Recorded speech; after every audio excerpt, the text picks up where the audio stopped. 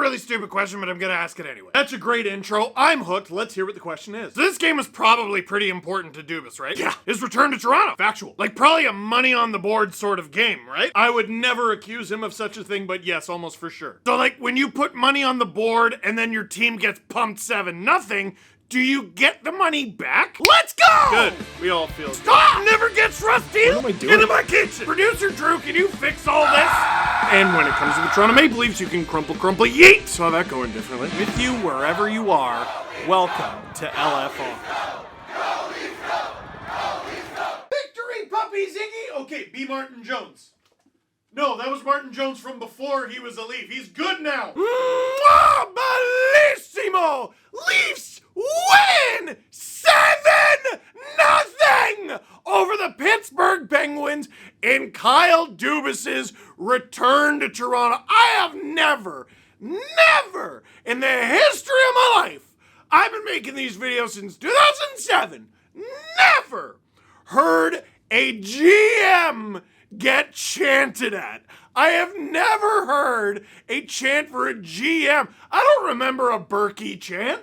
I don't remember a John Ferguson Jr. chant. I know that's a mouthful, but this guy got a full-blown chant. Now some of you might say, hey, that's horrible. Kyle Dubas gave a lot to the Leafs organization. Yeah, almost every guy who delivered the slaughter tonight. Oh my goodness. Like, that's gotta be the most encouraging win of the season for the Leafs, just from like a depth standpoint. And I tell you what, the trade rumors have gotta stop. Like, dude, do you understand? Over their last 15 games, dating to before the Sweden trip, which means dating to more than a month ago. Over the last 15 games, the Leafs are 10-1-4. 10-1-4. They're legitimately one of the best teams in the National Hockey League over the last 5-6 weeks? Hell, you look at the standings, they're one of the best teams in the National Hockey League. Right now, they have a divisional playoff spot. They're right on the heels of top in the division, which means they're right on the heels of top in the conference, which means they're right on the heels of top in the league. But I think the main reason that some of the trade rumors have to stop is you're worried about the depth, right? You want to make a move because you're worried about the depth. When Giordano got injured and Klingberg was out and Liljegren was out and everyone was out, yeah, you get worried. But this is why you let them play a little bit. This is why you have a little faith in not just the players in your organization, but in yourself. This was the Leafs organization and Brad Treliving having faith in themselves. Because while a lot of the big players in this game were Kyle Dubas guys, I mean, obviously he was the GM here and assistant GM here for a very long time. Of course they're going to be Kyle Dubas guys. Who are the guys who have been filling in while everyone's been hurt? Obviously, Connor Timmins was brought in by Kyle Dubas. William Lagesson is a Brad Treliving guy. Simone Benoit is a Brad Treliving guy. Even Max Lajoie, even though he didn't play in this one, he's filled in a little bit. Brad Treliving guy. Martin Jones and the $100,000 signing bonus, or the bonus that kicked in right during the waiver wire time that kept him in Toronto, that happened under Brad Treliving. Brad Treliving had a great night tonight. And you know what a lot of new guys do? New coaches, new GMs do? They go, the last guy was an idiot. I am a genius.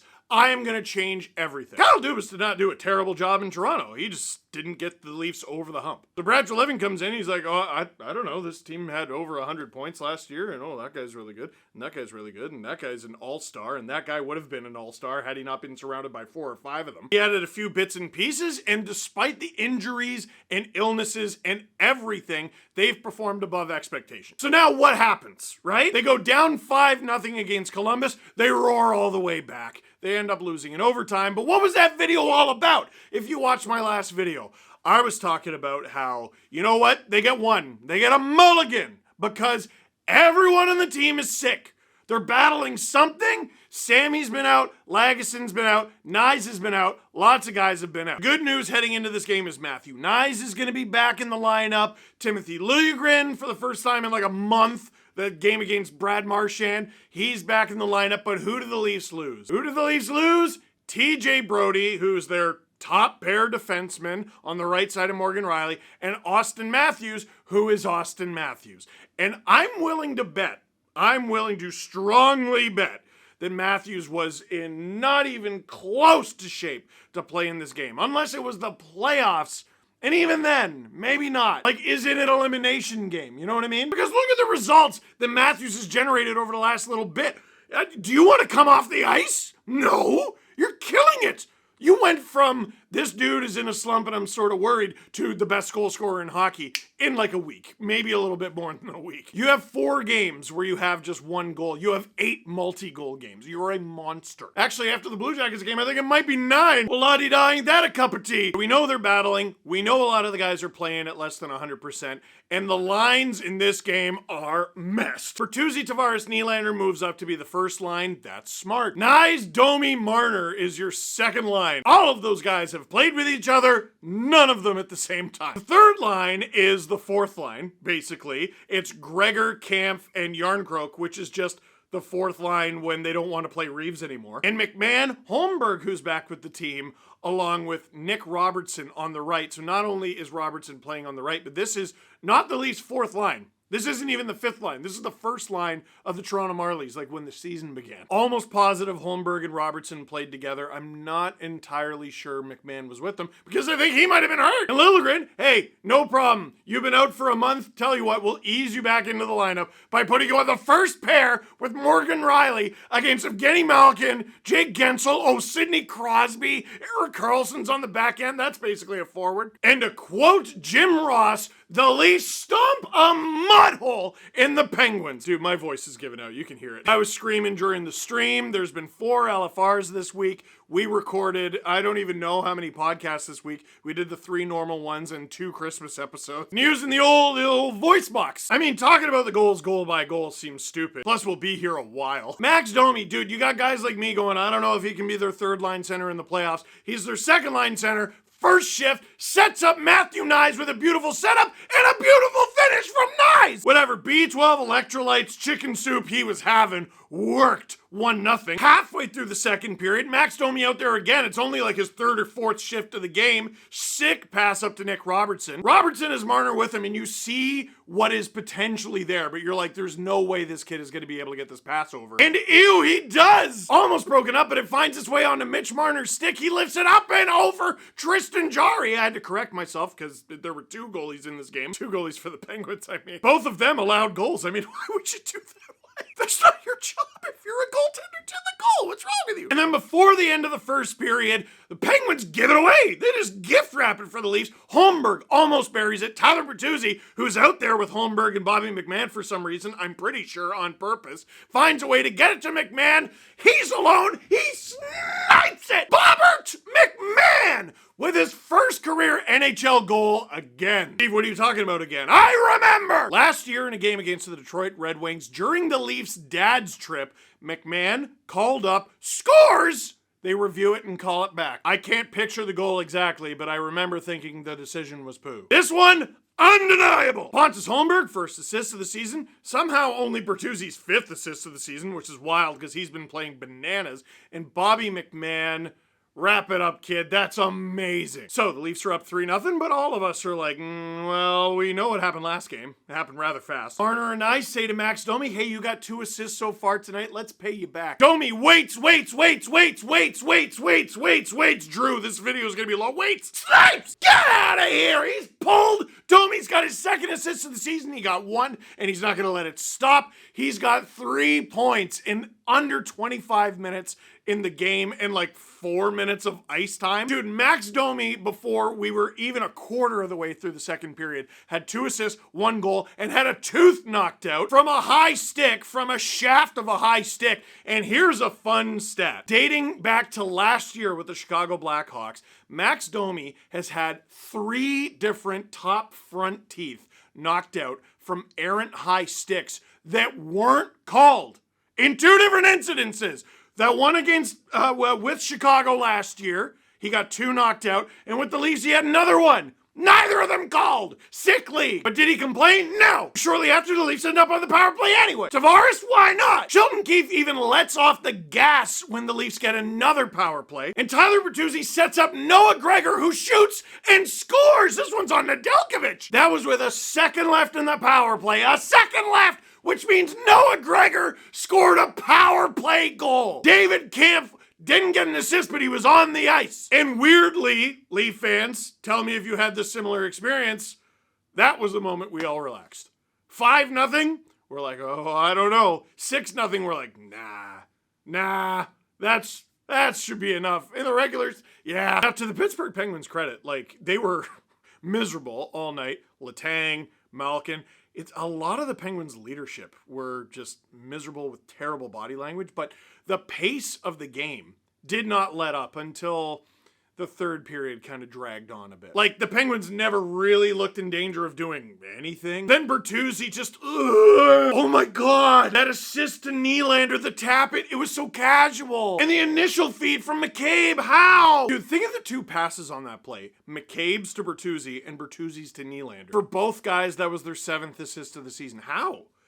When did Jake McCabe turn into Erik Karlsson, by the way? That's the second time he's done that in like a week. And there were a couple times where the Leafs weren't on a penalty kill, but it kind of looked like it. Do it for Martin! They did it for Martin!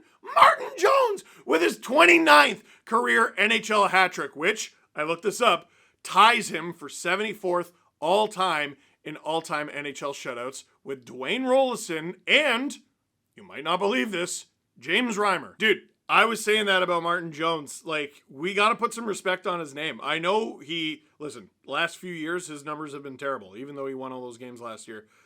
The save percentages haven't been there. But this dude is top 100 all time in starts, games played, wins, shutouts, I'm now learning. I think saves as well. Like, Martin Jones has had the sort of career that goalies would die for. Like, he's been incredible. Questions. I saw a lot of people were laughing at this quote from Martin Jones, from David Alter. Martin Jones on his first Leaf shutout. I wasn't asked to do anything crazy out there tonight. We were solid. And people were making fun of how humble he was being, but he's actually kind of right. James Myrtle posted this from Money Puck. In terms of expected goals, like, yeah, the Penguins should have had like a couple, like 2.5. But for the most part, the Penguins weren't really close on anything. They had a really good scoring chance that they flubbed in like the first couple minutes of the game. And then it was just, well, like the Leafs defense did play good in front of them. He was right about that. Breaking up a lot of passes. The Penguins were way too easy to read if you want to feed into the Mike Sullivan should maybe go stuff. But apart from the Leafs making good reads, blocking passes, and blocking shots, yeah, Martin Jones didn't have to make any real spectacular saves, did he? One or two. And to give a little shout out to Kyle Dubas for his role in this, from Nick D'Souza, it's Prospects and Player Development Night. Matthew Nyes, 57th overall, 2001. Nick Robertson with an assist, 53rd overall, 2019. Pontus Holmberg assist, 156th overall in 2018. And Bobby McMahon's first NHL goal, college free agent signing on an AHL contract in 2020. From Nick LaFlame, do the Leafs have a next man up mentality? Feels like we've been waiting for years for wins like this and players to step up like this as well. It's difficult to say. I mean, we all know that the Leafs have a ridiculous record without Matthews in the lineup. And I think some of that is probably the opponent taking the night off a little bit. Oh, good, we don't have to deal with Matthews. But also the team, the Leafs, have to dial in so much more. Like, all right, Daddy's not here. Like, we got to figure this out. We got to tighten up. We got to return to basics. Don't do any stupid things defensively. Make smart passes. Battle hard in the corners, which they did all night. Matthew Nyes with the Gordie Howe hat trick, by the way. The first Leaf since Daniel Winnick in 2015. None of you remember that because it was in 2015. Like, dude, a lot of the names that we've mentioned are fighting to stay in the NHL. Have you looked up what AHL players make versus NHL? It's a big difference. And if you're not fighting for that, you're fighting for your next contract. And if you're not fighting for that, you're fighting for something else. I mean, you probably don't like fans looking at players being out of your lineup and then seeing your name and going, oh, the Leafs are screwed. You know, inside every Leaf jersey, inside the collar, is honor, pride, courage. And a lot of people talk about that when they have nights where they don't look very good. I tell you what, they play with a lot more pride. They do. This isn't a question, it's just nice. Mad props to the team for taking a lot of block shots from some highly dangerous scoring chances. Goes a long way in helping Jones and motivating him, seeing his teammates laying their bodies on the line. Yeah, man, like Connor Timmins was hitting people all night long. Simone Benoit, I thought, had a really understated game applying pressure on the Penguins when they had the puck. And Liljegren breaking up so many plays in the slot. They were great.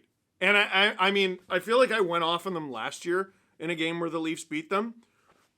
I know their underlying numbers are good. The Penguins looked awful. Awful.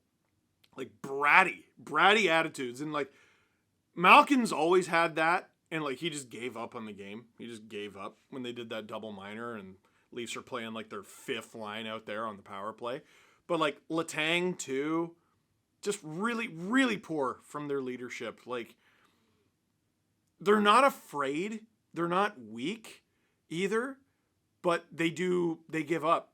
They have a bad attitude and they give up on games. And man, like they tease you. All the potential is there with this Penguins team. They have games where they're brutal. They have games where you go, oh, okay, you may or may not make the playoffs, but if you get there, you'll get eaten alive. And I'm sure this clip will get saved and thrown in my face when they do whatever, but like, why? I agree with you. Like, I think the Penguins are capable of more than this. They just need to pull their head out of their butt some nights, and this was one of them. And lastly, can you really tend the goal by simply standing in the right place? Listen, I'm not a goalie coach, but yeah. Folks, what a game. That is it for this one. Thank you very much for watching. Click like if you like this video. Click subscribe if you really liked it. Tell all your friends. Hey, STP, Steve Dangle Podcast, is going to be doing a takeover of the Kingston Frontenacs in January. Link to that in the description of this video. If you want some tickets, we're all out of VIP tickets, but we have other tickets that are also very good. And I tell you what, as a personal favor to me, ahead of Christmas, make it your Christmas present to me. Subscribe to this channel, but also, mostly, this is what I want most of all, subscribe to SDPN. Please, we're so close to 100K. Let's get there, eh?